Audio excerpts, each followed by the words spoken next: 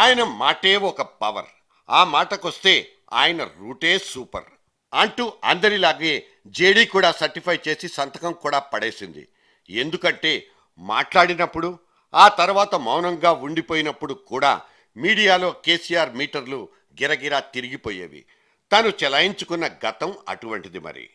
కానీ ఒక్కోసారి మాట కూడా మనల్ని మోసం చేస్తుంది, ముంచేస్తుంది కూడా. కేసీఆర్ అండ్ హిస్ పార్టీ నోటి వెంట జారిపోతున్న మాటలేంటి, వాటి మోసాలేంటి?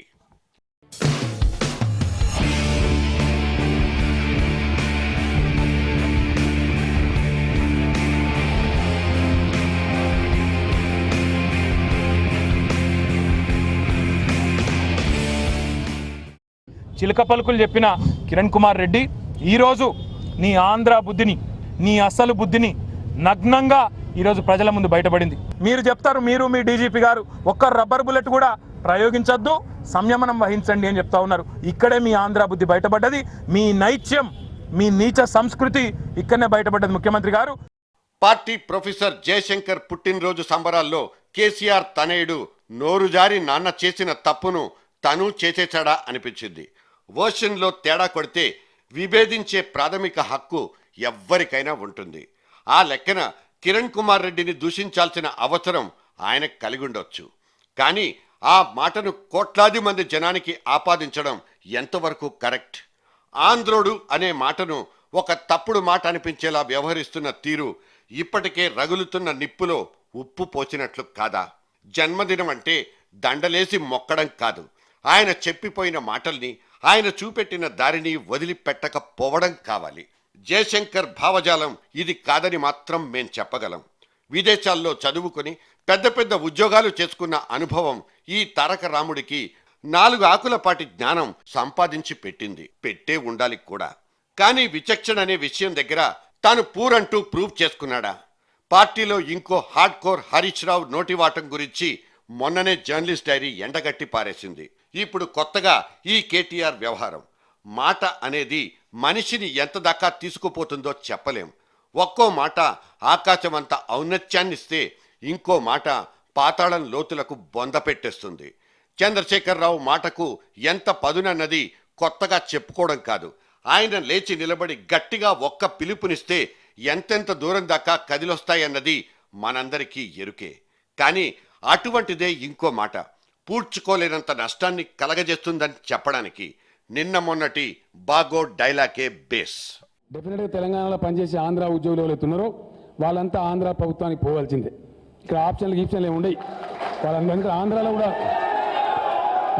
కూడా ఖచ్చితంగా గవర్నమెంట్ నడవాలి. ఆ ప్రాంత ఉద్యోగులు ఎవరైతే ఉన్నారో వాళ్ళందరూ ఆ గవర్నమెంట్లో పనిచేయనియండి. మన తెలంగాణ ఉద్యోగస్తులందరూ మన గవర్నమెంట్లో పనిచేస్తారు. ఇవాళ సెక్రటేరియట్లు, కలెక్టరేట్లు, చివరకు ఎంఆర్ఓ ఆఫీసుల్లో సైతం పొగ లేకుండానే నిప్పు పెట్టేస్తోంది. 2 జట్లుగా విడిపడిపోయి కబడ్డీ ఆడేసుకుంటున్న దృశ్యాలు భావోద్వేగాల్ని రెచ్చగొట్టేస్తున్నాయి. ఒక చోటైతే కాకీలు కలగజేసుకోవాల్సిన పరిస్థితి కూడా. దగ్గర కూర్చోబెట్టి నచ్చజెప్పే సందేశాత్మక సీన్లకు అక్కడ ఛాన్సే లేదు. ఇంతటి ఉడుకు సమయంలోనే ఒక లీడర్ అనేవాడు నాలికను కట్టేసుకోవాలి, నోటిని కుట్టేసుకోవాలి. లేదంటే ఆయన భాషలోనే చెప్పినట్టు ముక్కు నేలకు రాసుకోవాల్సిందే, తప్పదు. ఇష్యూ ఏంటంటే ఇక్కడ నేను చెప్పింది మిస్ఇంటర్ప్రెట్ చేయడం, అవుట్ ఆఫ్ కాంటెక్స్ట్ చేసి చూపెట్టడం. నేను ఎవరినో పంపిస్తారని కానీ, ఎవరో ఇడికెళ్ళి వెళ్ళిపోతారని కానీ అసలు ఆ మాటే రాలేదు నా నోట్లో నుంచి. నేను చెప్పిందల్లా ఓన్లీ 2 సెంటెన్సెస్. ఆంధ్ర ప్రాంత ఉద్యోగులు ఆంధ్ర ప్రభుత్వంలో భాగస్వాములై పనిచేస్తారు, తెలంగాణ ప్రాంత ఉద్యోగులు తెలంగాణ ప్రభుత్వంలో భాగస్వాములై పనిచేస్తారని చెప్పినాను. ఎవరినో వెళ్ళిపోమంటారని ఇంకోటి నేను చెప్పలే. అప్పటికే టైమ్ ఇస్ అప్.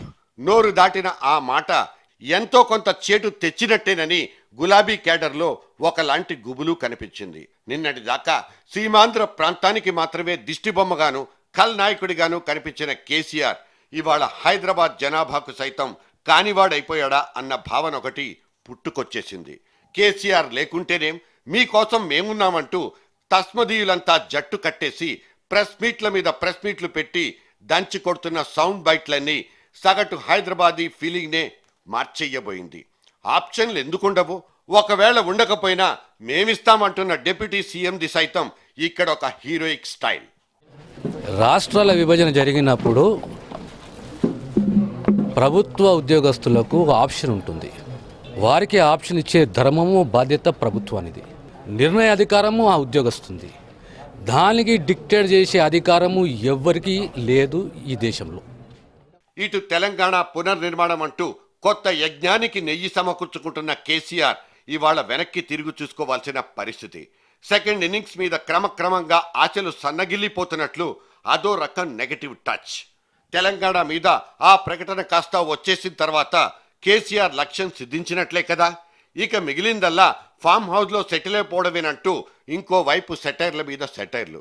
విలీనం కార్డుని చేతుల్లో పట్టుకుని మీనమేషాలు లెక్క పెడుతున్న కేసీఆర్కి కౌంట్ డౌన్ షురూ అయినట్లేనన్న క్లారిటీ ఇంకోవైపు నుంచి కనిపిస్తోంది. స్వతంత్ర పోరాటం కోసం పుట్టిన కాంగ్రెస్ పార్టీని 15 ఆగస్టు తర్వాత మూసుకోవాల్సిందేనన్న గాంధీ తాతకి ఈ అదిరిందయ్య చంద్రానికి ఒక సారూప్యత అయితే ఉండనే ఉంది. ఇవాళ ఆయన ఫామ్ హౌస్లో ఉన్నారా లేక బంజారా హిల్స్లో ఉన్నారా అనేది కరెక్ట్గా తెలీదు. కానీ ఆయన గుండెకాయ కొట్టుకునే వేగం బాగా పెరిగిపోయిందన్న మాట మాత్రం నిఖార్సైన నిజం. తెలంగాణ అంటూ ఏర్పడిపోతే దానికి అయ్యే తొలి ముఖ్యమంత్రి నువ్వా లేక నీ రిప్రజెంటేటివా అంటే కేసీఆర్లో ఒకంత నిర్లిప్తత కూడా గోచరించింది. ఆయన కళ్ళల్లో ముందున్నంత కాన్ఫిడెన్స్ లెవెల్స్ ఇప్పుడు లేవా? కాంగ్రెస్ పార్టీ నైజాన్ని సంపూర్ణంగా చదివేసిన తన అనుభవ సారమే ఇవాళ ఇలా కళ తప్పిపోవడానికి కారణంగా చెప్పుకోవచ్చా? 4 సీట్ల కోసం రాష్ట్రాల్ని కూడా చీల్చడానికి వెనకాడని కాంగ్రెస్ పార్టీ స్వార్థపూరిత ఆలోచన తీరుని కేసీఆర్ తక్కువగా అంచనా వెయ్యడం లేదు కూడా. 9 గులాబీ కండువాలు ఒకేసారి సడన్ గా ఢిల్లీ వీధుల్లో మెరిసిపోతుంటే, కాంగ్రెస్ పార్టీలో చేరిపోవడానికి చకచకా లాబియింగ్ జరిగిపోతుంటే దాని ఎఫెక్ట్ కేసీఆర్ పల్స్ రేట్ మీద ఖచ్చితంగా పడే తీరాలి. గెంతడానికి ఇంకా చాలా మంది కారు గుర్తు మనుషులు రెడీగా ఉన్నారంటూ పుకార్లొకటి. తన్ను కాదని విడిపోయిన దిలీప్ కుమార్, జగ్గారెడ్డి లాంటి ఎగస్ పార్టీ మనుషులు కేసీఆర్ ప్రాభవాన్ని తగ్గించడానికి ఇదే సరైన సమయం అంటూ దూసుకెళ్లిపోతున్నట్లు సౌండ్ బైట్స్ ఇంకోవైపు. ఈ పాటికే ఎప్పుడూ పక్కనుండే ఆ 11వ చెల్లెలు సైతం కారు దిగి కాంగ్రెస్లోకి గెంతేసిన వైనం ఒకటి మన ముందు కనిపిస్తూనే ఉంది. విజయశాంతి మన కళ్ళ ముందు వెళ్ళిపోయింది. ఇప్పుడు 8 మంది ఎమ్మెల్యేలు నాతో కాంటాక్ట్లో ఉన్నారు. నేను ఓపెన్గా చెప్పాను, అందుకే వాళ్ళు నాతో మాట్లాడుతున్నారు. ఈ రోజు నేను వాళ్ళని తీసుకోవాలనుకోండి, నాకున్న సంబంధాలు దిగ్విజయ్ సింగ్ గారితో నేరుగా ఉన్నాయి. అజిత్ సింగ్ గారి ద్వారా కూడా నేను సోనియా గాంధీ దగ్గరికి కూడా తీసుకుపోవచ్చు, మేడం దగ్గరికి. సో ఇవన్నీ వాళ్ళకి తెలుసు, ఎందుకంటే సుదీర్ఘకాలంగా ఆ పార్టీలో మీరు అన్నట్టు నేను గతంలో పనిచేశాను. అసలు 8 మంది కాదు, ఆ పార్టీలో సగానికి పైగా ఈరోజు కాంగ్రెస్ వైపు చూస్తున్నారు, రకరకాల మార్గాలు ఎత్తుకుంటున్నారు. అందులో నన్ను కాంటాక్ట్ చేసిన వాళ్ళు మాత్రం 8 అంతే. ఇటు విభజన పేరుతో జరిగిపోతున్న లేనిపోని హడావిడితో తెలంగాణలో బీజేపీని దాదాపుగా పడుకోబెట్టేసింది కాంగ్రెస్ పార్టీ. సేమ్ టైం కేసీఆర్ని విలీనం కోసం బతిమలాడుకునే పరిస్థితికి దిగజారిపోకూడదని తెగ తంటాలు కూడా పడిపోతోంది. అసలే కలిపేసుకోవడం అనే సబ్జెక్ట్లో కాంగ్రెస్ పార్టీకి ఉన్న చరిత్రే వేరు. పీఆర్పీ లాంటి మెగా పార్టీలే మునకలేసిన గుర్తులు. ఆ తర్వాత కాంగ్రెస్ లోపలికి ముడుచుకుపోయిన చిరంజీవి లాగే రేపటి రోజు కేసీఆర్ పరిస్థితి ఎందుకు కాకూడదనేదే ఇక్కడ ప్రశ్న.